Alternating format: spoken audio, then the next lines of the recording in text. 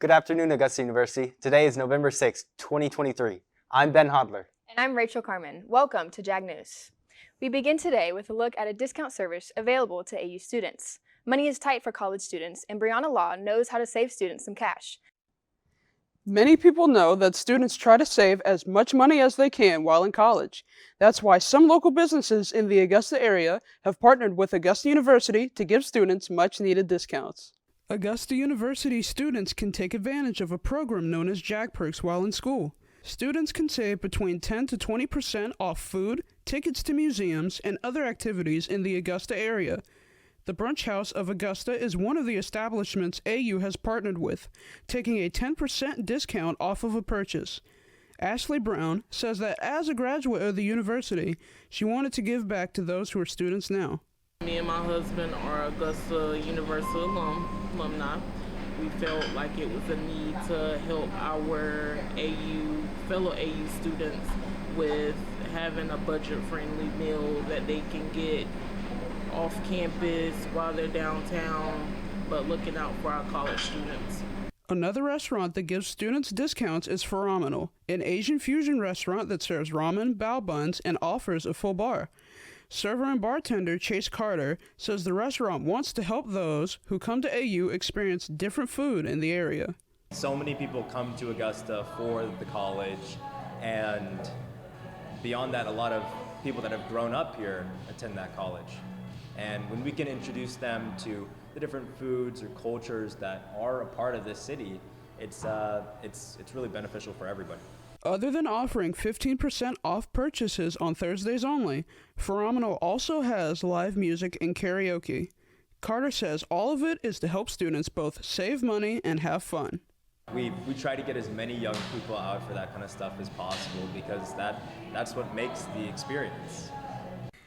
If you want to know which services take discounts, you can go to augusta.edu/newjags/jagperks. Thank you, Brianna. I don't know about you, Ben, but I will definitely be taking advantage of JAG Perks. Now, a story from the new space of Augusta University's esports competition. Here's Josh Picklesheimer. Josh? Playing video games to most people is for entertainment or relaxation. Although thanks to these two students, they've helped Augusta University get into the competitive gaming scene. Augusta University officially has an esports program, and their new arena is at the Georgia Cyber Center. Due to the hard work of two students, Noah Bowers and Jordan Mortison, the university now has its own Rocket League team that is off to a very hot start. I spoke with Noah about the effort he put in to help start this program. So we have a Discord server that it was student run. It was pretty much dead. Nobody was talking in it. And me and the current captain of the varsity Rocket League team, Jordan Mortison, started communicating in there, wanting to get this program up and running so that more students could participate in esports because we were really passionate about that. So we got into contact with Dr. Colin Stewart and our fellow colleague Josh LaFavor, and with their help, bargaining with the higher ups here at the university, we were able to get this thing official. Jordan Mortison is the team captain of the Rocket League team, and he explains his efforts on trying to get the team started here at Augusta University. To be honest, for the first few years, it was really hard to start up because there was no faculty support. It was hard to just get that attention, video games, college. And that's kind of what happened with Dr. Colin Stewart. He saw my efforts, all the Discord servers that we were trying to, promote. We made one, and all these people wanted to join and start a team. And so he saw this, and he actually, from his last university, started the esports program there.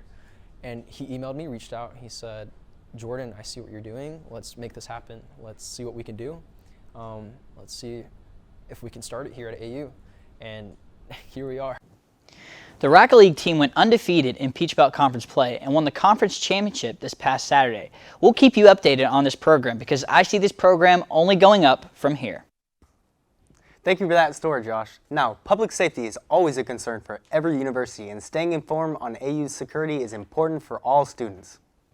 Let's go to Isabella Moody to learn more about how Augusta University keeps its students in the loop. Augusta University Police Department have sent out their annual fire and safety report to Augusta University students and faculty. Jim Lyon, Chief of Police at Augusta University, responds on why it is important to read and know what is in the report. The report is a requirement from institutions who receive federal grant money. AU Police Chief Jim Lyon explains what and why you should read this report. The annual safety and security report reflects basically the safeness of campuses across the country.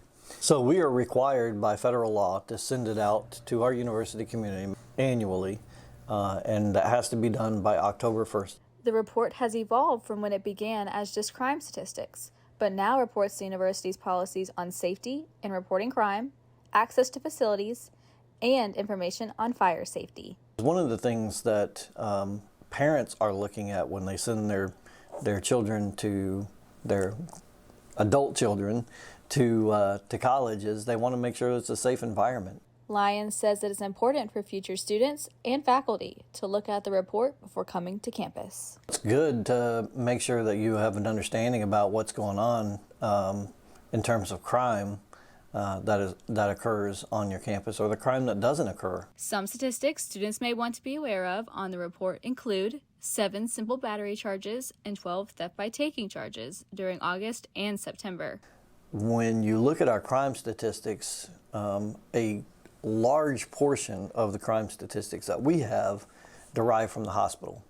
Many students are not aware of these reports, but there's important information students can learn and need to know about reporting crime. When we have students who are looking at the annual safety and security report, keep in mind the emergency notifications and timely warnings, because we want folks to be informed, and so you can be informed by looking at the annual safety and security report. For more information about the annual fire and safety report, you can visit augusta.edu/police, or if you would like a paper copy, you can visit the AU Police Department at 524 15th Street. Thank you, Isabella, for that story. Coming up, we'll learn about how a group of students are celebrating their culture while showing off their talents. And then we'll explore this year's holistic fall market. After that, we'll hear from a club on campus and why students are encouraged to get involved in here. More to come after this short break. JagNews continues. I'm Bob Young.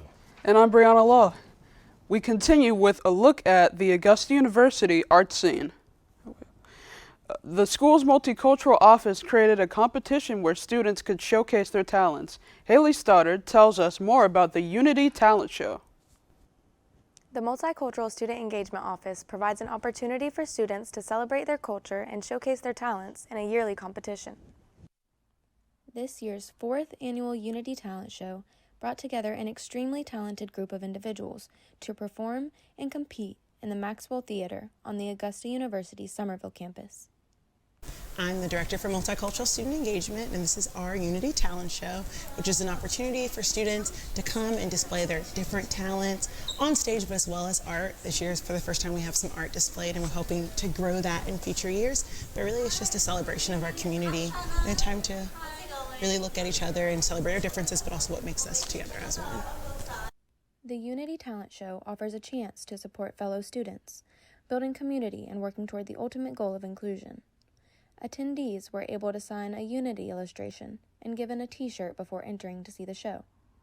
Multiple students' paintings, drawings, and photographs were displayed before the entrance to the theater, where individuals were welcome to admire the art. I am a dancer on the AU Shakara team, and it is an Indian cultural fusion dance team. So the routine that we got today is like Bollywood, fusion, like hip hop, and I decided to be in the talent show because I like dancing. I'm not that good, but I like dancing. Dancers, singers, pianists, and more were all welcome to the stage to perform their way to first, second, or third place for a chance to win scholarship money and a plaque of recognition for their abilities.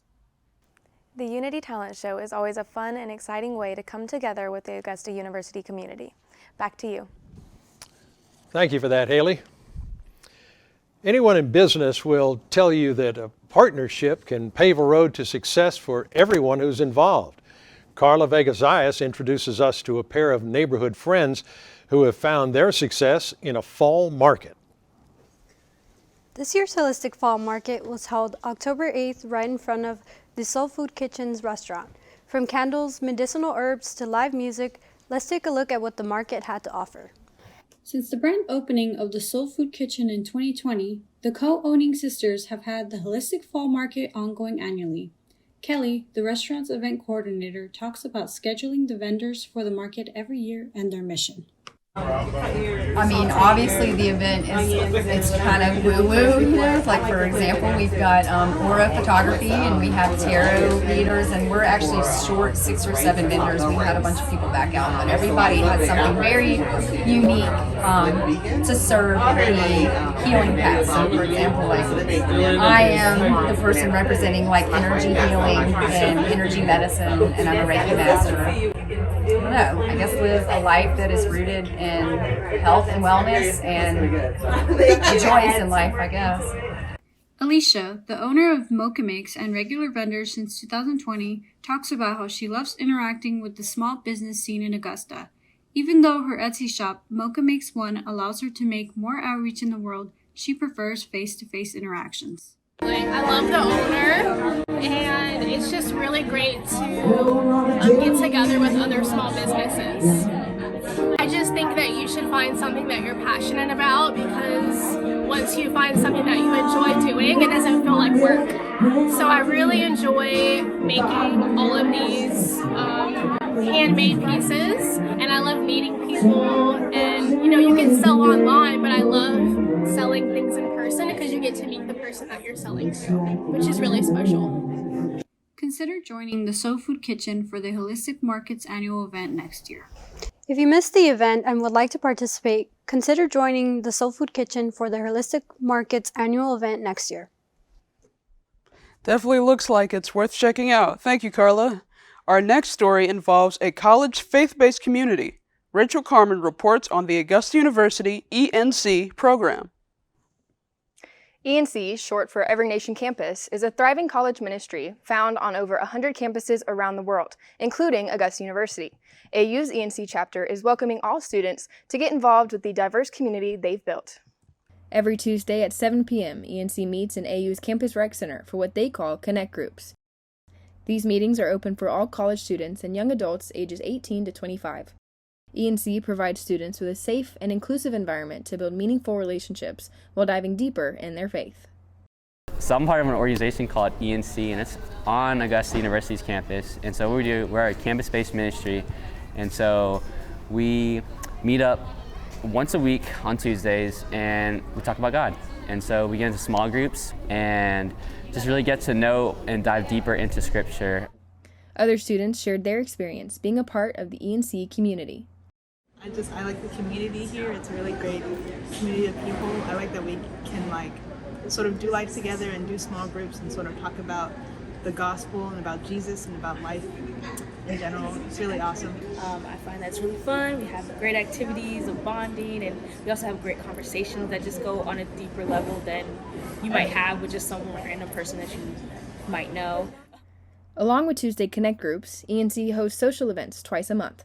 From game nights to holiday events, ENC creates the space for students to get away from their coursework and enjoy themselves. The latest ENC event was called Pumpkins at the Park. I'm just out here with my church family, carving up pumpkins and spending some time with them. It's important that we just kind of have some time, take away from school, and not get so stressed out in school and actually enjoy activities like carving pumpkins.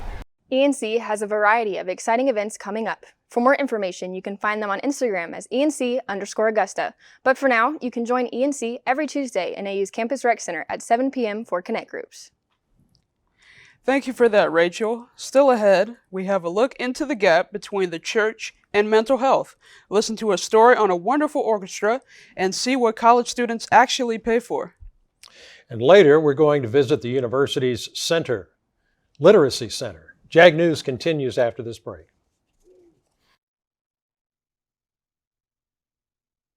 My name is Isabella Moody. And I'm Carla Vega. We continue into the story on bridging the gap with faith and mental health in the Augusta area. More on the story with Ikea Fresh Samuels. Residents of Augusta gather at This Bridging the Gap event allowed local church members and licensed therapists to ask questions and discuss different topics concerning one's mental health and the actions church leaders should take. Many individuals built up the courage to speak on their mental health and ask questions in regards to family members who couldn't attend the Bridging the Gap event. You mentioned healthy.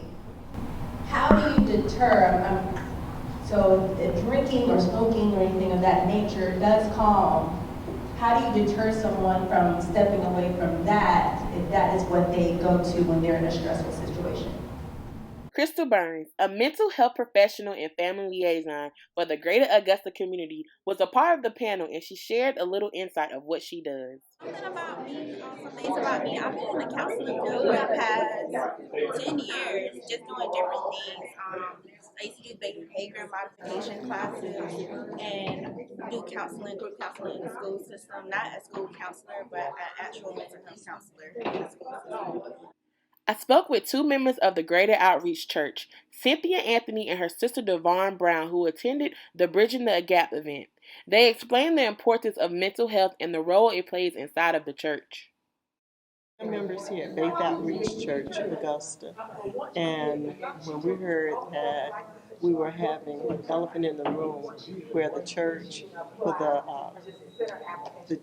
is bridging the gap between mental health and community, we decided to stay and see what was going to be said. Get to attend events like this because it is necessary, because we all have struggles. They even discussed how do you handle people that don't believe in counseling. And we have family members that definitely need help, but will not acknowledge that they have an issue and that they need help.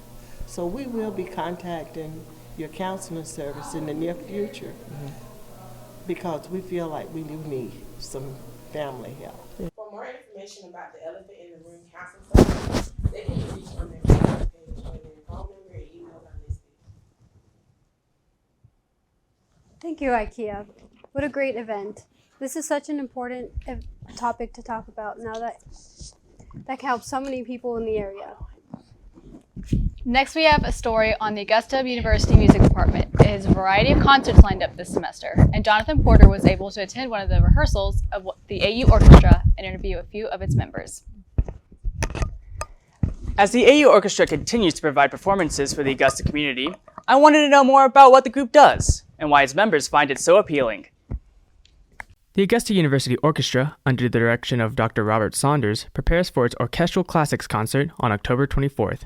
Dr. Saunders, having worked in a variety of genres in the music industry, explains what type of music will be performed at the concert. It's called Orchestral Classics, and we're playing just that, classic pieces from orchestral repertoire that kind of exemplify the forms and the ideas and the sounds that are classic to this kind of an ensemble. AU students and violinist Jules Deshawn Watts and Arundel Plummer express the appeal of playing these types of pieces. I really love the classical era of music. I think it sounds really beautiful, but it's also really fun to play just because of how challenging it is technically. There are very fun, energetic sections of it, very bouncy as well. But then also on the flip side, you have more contemplative and slow pieces. As for what Watts and Plummer plan to do after graduation? So I really want to be a college professor. I also want to be like an orchestra director. Audio engineering and kind of the more technical side of music, that's kind of where my heart is. Their advice for anyone who is thinking about pursuing a career in music: have a common thread. You just got to push through it. You got to practice to make sure that you can play at your best. Form connections, and as many as you can, because you'll never know which ones will help you along the way. One, practice, and two, to make connections with people. The AU Orchestra is not only open to music majors, but also to non-music majors and all instrumentalists in the Augusta area. Their next concert is scheduled for April 23rd. Thank you, Jonathan. That is exciting that the whole community is able to participate in these concerts. Going to college has never been cheap, and in fact, attending college has a variety of different random little fees that all add up. Ben Hodler has more. With college getting more and more expensive, many students, including me, wonder at times, what are we really paying for? All these fees, however, have reasons. JagNews got to sit down with Scott Wallace on why we have so many fees. Historically, colleges and universities have had tuition and fees. It's a model that is used across the nation. It's a model that the University System of Georgia. Scott also went into further detail on why some of these fees are important. To have these programs, you've got to have, it's got to be funded by fees. However, when it comes to the students, the fees are always a complaint. You know, there's always a complaint out there each year, then we hear this question a lot. Why do I pay a fee to athletics, but I don't use it? Well, you have the opportunity to use it. And there's lots of things that you pay tuition for that you have the opportunity to use, but you never use. The dean was not wrong, because when I got to talk to some students about these fees, they were not happy. Victoria Blanchard brought up a very good point. I still have my own medical insurance, even though I have to pay medical insurance through the school. Another concern was having to pay parking fees along with transportation fees. Because you have to go to a separate place to pay your parking fee, but you automatically have to pay for transportation. Students still think they shouldn't have to pay for things they don't use. Jack Koskolo's opinion agrees with this. I get it, if you use them, you'd have to pay for them. That's completely understandable, but I don't get why everybody else would have to pay for it when they don't use it.